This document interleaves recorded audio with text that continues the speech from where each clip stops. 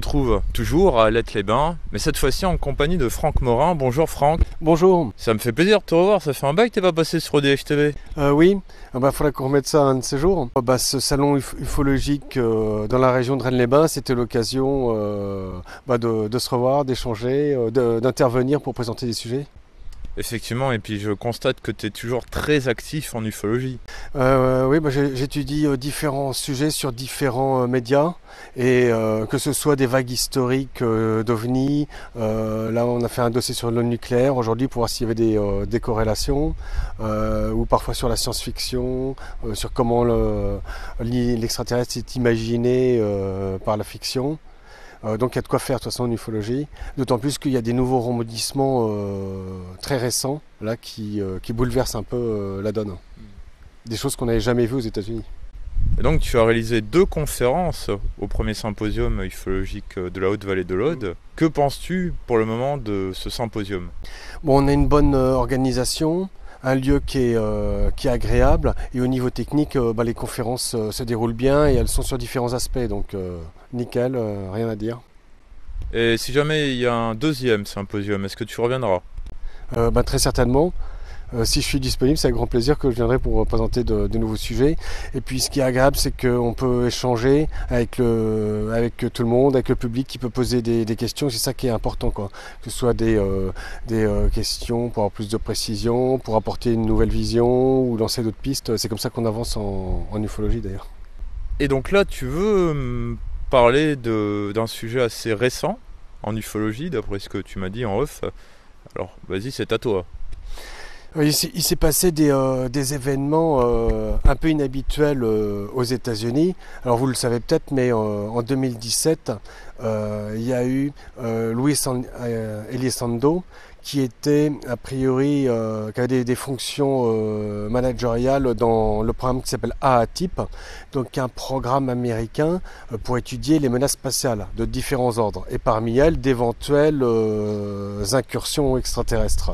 Et donc c'était un projet qui a duré de 2007 à 2012 avec un budget de 22 millions de dollars.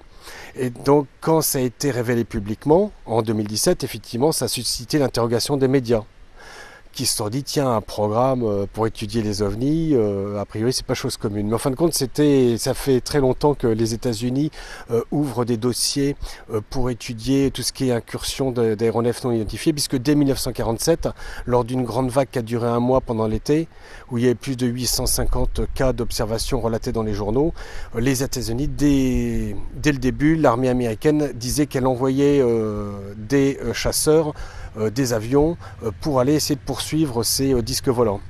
Après, il y a eu le programme SIGN, le projet Grudge et bien d'autres qui se sont succédés sur l'étude des ovnis, donc c'est pas nouveau. Bon, ça a l'air de surprendre les médias, donc ce projet AATIP, mais c'était que le début. Il y a un deuxième événement qui s'est produit en 2017, c'est qu'il y a eu un document qui a été déclassifié sur l'incident du Nimitz. Si vous voulez le retrouver, vous faites les mots-clés, et j'ai la photo ici, ça c'est le Parisien, je ne sais pas si on le verra mais je le montre, un article daté du 28 mai 2019, tic-tac géant, toupie hypersonique, des pilotes de l'US Navy racontent avoir vu des ovnis. Donc la première, c'est cette affaire de l'USS Nimitz où sur une caméra infrarouge, on voit un objet qui est au bord de l'eau, et ensuite qui va accélérer à très forte vitesse. Des hypothèses sceptiques pensaient que c'était un aéronef et que le halo autour est explicable, mais c'est pas du tout l'avis d'un article d'un journal scientifique américain qui s'appelle le Popular Mechanics, que je cite. What time the US Navy had a close encounter with a UFO, 18-12-2017. Et là, ce qui les intrigue, c'est qu'il y avait un vol stationnaire sur l'objet et qu'ensuite il accélère à 3800 km/h. Et des objets officiellement dans l'aéronautique qui sont capables de faire ça, il n'y en a pas beaucoup. Les hélicoptères peuvent faire du vol stationnaire mais ils ne dépassent pas 500 km/h, record mondial. Et après, il y a eu dans l'histoire des avions à DAV, comme le Harrier britannique ou les Yakovlev russes, qui effectivement pouvaient faire du vol stationnaire, mais ils n'allaient pas à plus de 1000 km/h, ils ne dépassaient pas Mach 1. Le seul actuellement qui sait faire ça, c'est le F-35B Lightning II, il va à 1900 km/h. Et encore qu'il est en vol stationnaire, il lui faut un certain temps pour atteindre cette vitesse, quoi. Donc pourquoi est-ce qu'un ovni est capable de faire le double? C'est ce qui a intrigué les journaux américains, les grands journaux, et qui commençaient à se poser des questions. Et la troisième phase de l'affaire, elle date de mai 2019, donc c'est le mois précédent. Cette fois-ci, c'est de nouveaux pilotes qui vont parler d'OVNI. C'est Ryan Graves, un vétéran américain, qui dit qu'en 2014-2015, ils ont observé avec ses collègues qui étaient sur des FDV Tornet des objets qui faisaient du vol stationnaire, et cette fois-ci qui allaient jusqu'à des vols hypersoniques, c'est-à-dire supérieurs à Mach 5, supérieurs à 6000 km/h. Alors là, on n'est plus dans des caractéristiques de vol humaine, quoi. Hein, il n'y a rien officiellement qui peut permettre de faire ça, et même des engins secrets, on se demande comment est-ce qu'ils pourraient faire ça. Surtout pour tenir léger. Oui, et pour tenir léger, pour l'accélération. Et les pilotes en rajoutent. Ils disent qu'il y a une autonomie inexplicable, c'est-à-dire que cet objet était capable de tenir 12 heures d'autonomie. Et en précisant que même déjà, si un engin humain arrive à faire 1 heure, c'est déjà beaucoup, quoi. Et il y a eu une inflexion assez particulière suite à ce troisième incident dans les médias que j'ai noté, c'est-à-dire que des grands journaux américains comme Washington Post ou New York Times ont commencé à publier des articles sérieux, se demandant s'il n'y avait pas une réalité derrière le phénomène OVNI. Et je vais vous les citer parce que je les ai sous les yeux. New York Times, du 26 mai 2019, What is that? Navy pilot report unexplained flying object. Wow, qu'est-ce que c'est que ça? Des pilotes de la Navy rapportent avoir vu des objets volants inexpliqués. Ton très sérieux, il commence à se poser des questions. Et un autre du Washington Post du 28 mai 2019, UFO exists and everyone needs to adjust that fact. Donc ça, pour les retrouver, les sources. Donc les ovnis existent et tout le monde doit considérer cette affaire. Alors est-ce qu'il s'agit d'une inflexion majeure dans la politique de ces journaux qui de tout temps ridiculisaient le sujet ou ne le considéraient pas avec sérieux? Je ne peux pas le dire pour l'instant, mais en tout cas c'est une inflexion qui est notable et c'est à suivre. Voilà pour ce qui est des dossiers qui concernent l'actualité la plus récente.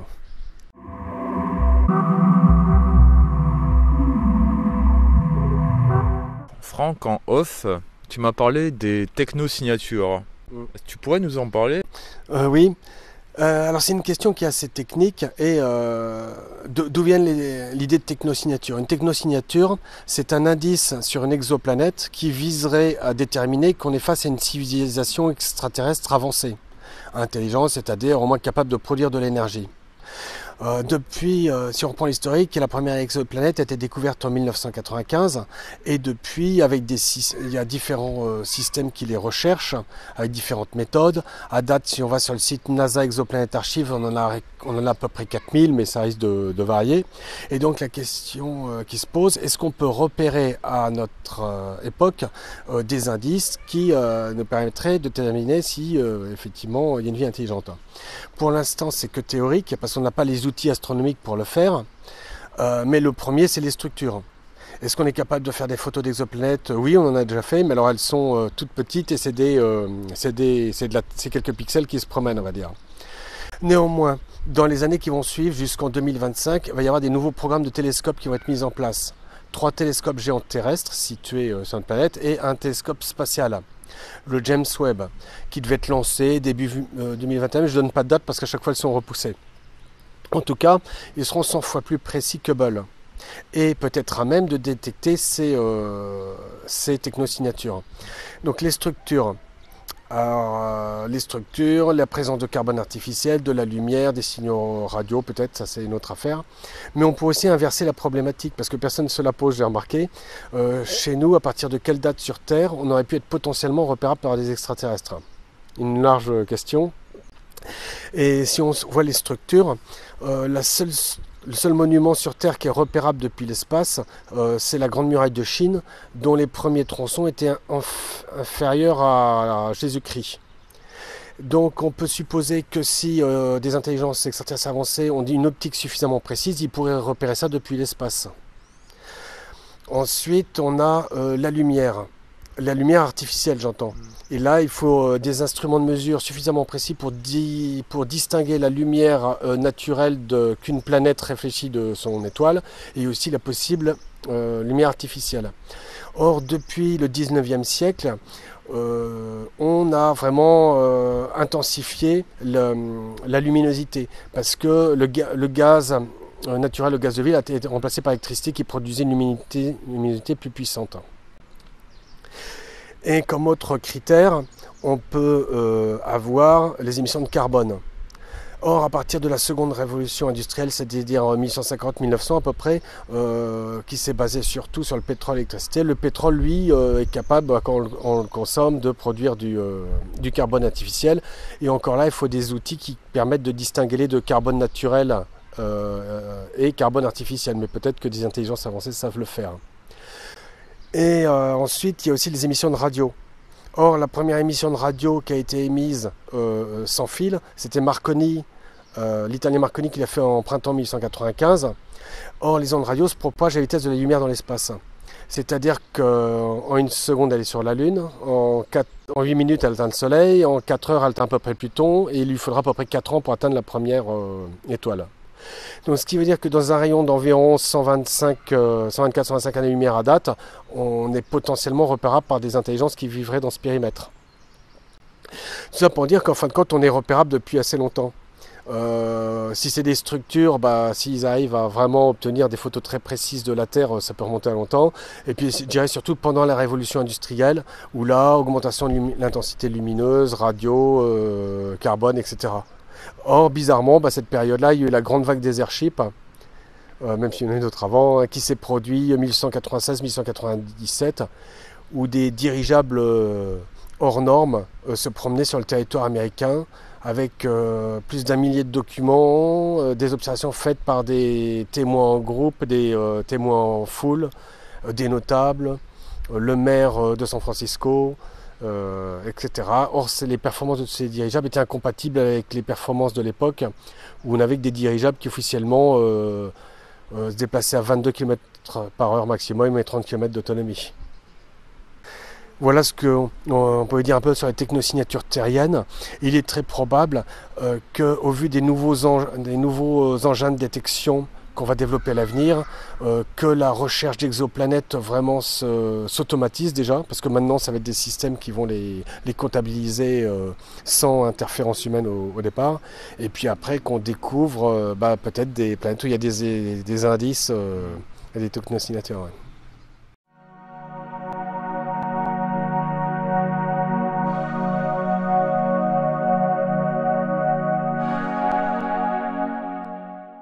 Alors Franck, j'ai une question, je pense que les ODH-Notes se demandent, est-ce que déjà tu penses écrire et publier un autre ouvrage sur les ovnis ?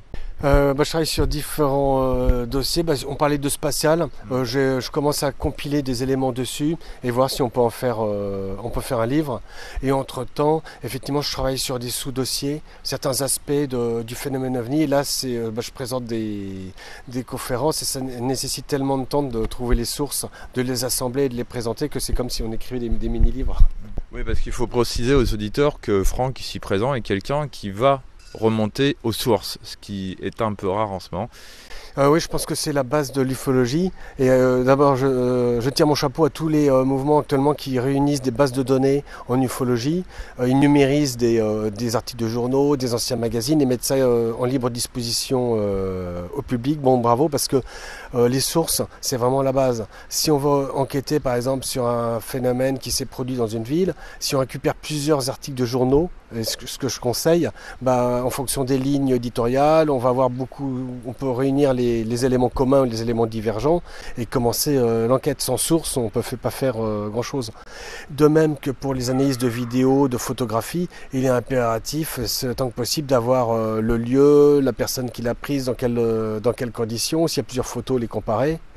Les sources, c'est indispensable. Puis aussi, ça offre une aide aux gens qui voudraient ensuite reprendre le dossier et le creuser.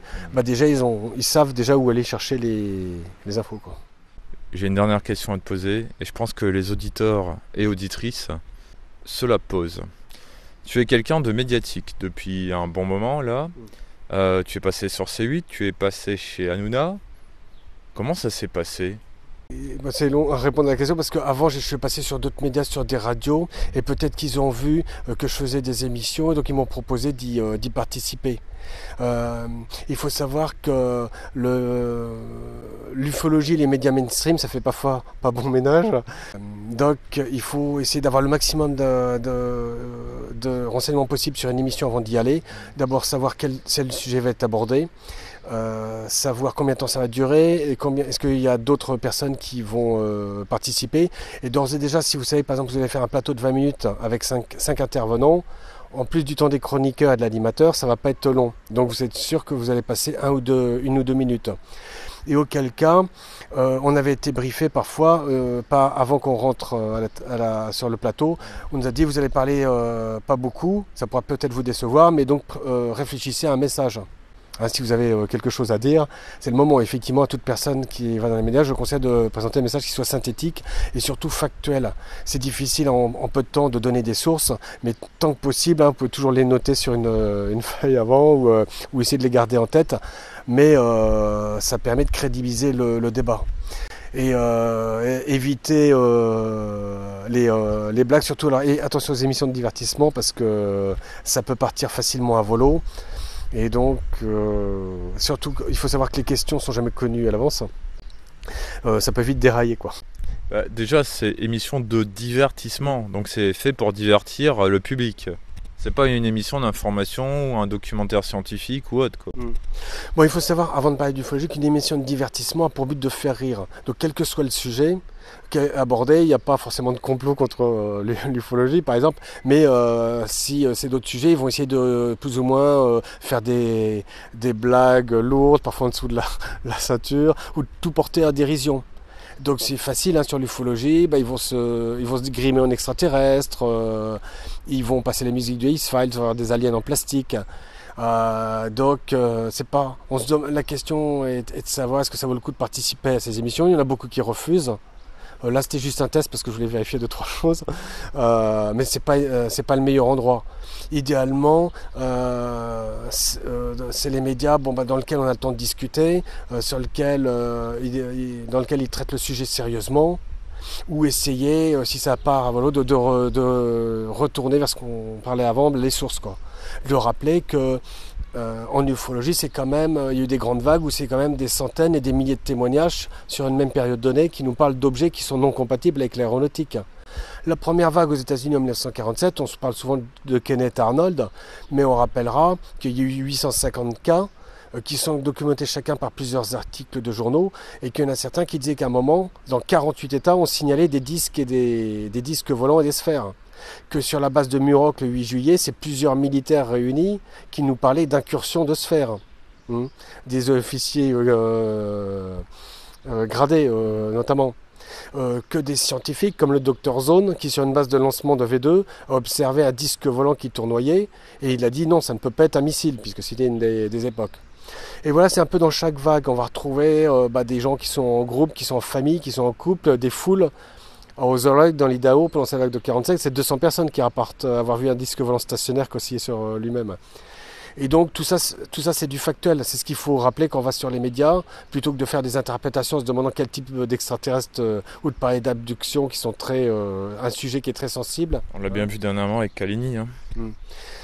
Même si Elisabeth est une très bonne conteuse, elle a d'innombrables qualités. C'est vrai que c'est un sujet qui est pas forcément attendu par les médias et il faut s'attendre quand on l'aborde. C'est peut-être pas le moment de leur en parler ou quand on l'aborde à des levées de bouclier, quoi. Donc on savait que plus ou moins ça allait se passer comme ça. Et puis elle a répondu, je pense, comme il fallait. Puis ils ont peut-être pas tout dit non plus. D'après ce que je sais, il y a eu des propos qui ont été coupés. Mais ce qui serait agréable au niveau des médias, c'est qu'effectivement qu'ils considèrent avec sérieux et respect cette énigme et que s'ils veulent des sources, il n'y a pas de problème, on va leur en fournir. Et si je considère par rapport aux médias avec qui j'ai échangé jusqu'à maintenant, j'ai pas à me plaindre, il n'y a pas eu de coup tordu, on n'a pas modifié mes propos pour leur faire dire autre chose. Parfois il y a eu un peu de sensationnalisme, mais bon c'est le jeu du moment que on traite avec sérieux le sujet, moi ça me convient. De toute toute façon, il me semble que tu en as parlé en off hier. Tu regardais l'audimat. Par exemple, quand tu es passé sur C8. Oui, là on va parler d'enquête paranormale sur C8, où effectivement il y a plusieurs sujets abordés, puisqu'il y avait des énigmes qui étaient liées à de présumées poupées maudites, un cas supposé de guérison miraculeuse, mais aussi des cas de hantise et autres. Et parmi eux, il y avait donc 2 cas d'OVNI, le cas de Phoenix, 13 mars 1987, on ne le présente plus, et là je suis intervenu pour des anomalies sur l'émission Apollo. Pendant musique sur la Apollo 10, ou plutôt on va dire un son étrange, une photo de disque blanc pris par James Wynne sur Apollo 15, et sur Apollo 17 un triangle non identifié qui passe. À mon avis c'est celle-ci la plus intrigante. En fin de compte, l'ufologie est peut-être effectivement le sujet qui est incontournable, mais qui ne fait pas, par rapport au paranormal, qui a un peu moins d'audience. Donc à mon avis ils l'ont inclus pour faire un tour d'horizon complet, quoi. Parce que s'il n'avait pas d'ufologie, ça manquerait, mais il ne pouvait pas s'en passer, passer de l'avoir, même si ce n'était pas le sujet principal. Ça a été bien traité, c'était correct, il y en aura d'autres à faire. Il y a tellement, moi je conseille de voir les grandes vagues ou d'autres anomalies spatiales. Lors des missions de la navette spatiale, on a, par exemple, mission STS-48, on a un objet qui avance naturellement dans l'espace, puis tout d'un coup... la fameuse vidéo, là. Oui, la fameuse vidéo. Et il va prendre un angle très court et avec une vraisemblable accélération très fulgurante. Et sur ce point, on a des avis qui sont partagés. Des sceptiques comme James Oberg pensent à une particule de glace propulsée par les tuyères, mais ce n'est pas très compatible avec l'angle très sec et puis la direction rectiligne de l'objet. Et à contrario, d'autres ingénieurs spatiaux comme Carlotto ou Karcher parlent d'un objet dont la vitesse serait estimée entre 700 000 et 1 400 000 km/h. Il va très vite. Et il y avait d'autres anomalies, c'est en fonction de sa brillance, notamment. Il a été révélé qu'il semble avoir une lumière pulsante. Il y a aussi un débat sur un possible temps d'arrêt entre le moment où il avançait normalement et à partir du moment où l'angle court. Et à ça s'ajoute un flash mystérieux dont on ne connaît pas trop la provenance, qui aurait provoqué ça. Et on rajoutera aussi pour les petits détails techniques qu'il y a d'autres objets qui se déplacent normalement sur cette vidéo. Mais en résumé, on voit sur des vidéos officielles de la NASA des objets qui se déplacent de manière intelligente. C'est-à-dire que soit on a des arrêts, ce qui est impensable pour un météore. Un météore il ne s'arrête pas comme ça dans l'espace. On a des virages à angle droit et des décélérations suivies d'accélération. Et j'en passe. Et donc c'est sur ces dossiers-là que je travaille en ce moment. C'est plus complexe encore que l'ufologie aérienne, mais c'est passionnant. Eh bien Franck, je te remercie d'avoir répondu à ces quelques petites questions. Et puis à bientôt à une autre journée UFO quelque part. Oui, et puis bravo pour ton travail sur le terrain, parce que c'est comme ça qu'on a les meilleurs éléments, et qu'on va au contact des témoins, qu'on fait le tri entre parfois les confusions avec les phénomènes naturels, ou alors des véritables phénomènes qui sont non identifiés, non compatibles avec l'aéronautique. Et ça nécessite beaucoup de labeur, je le comprends. Merci beaucoup, au revoir. Au revoir.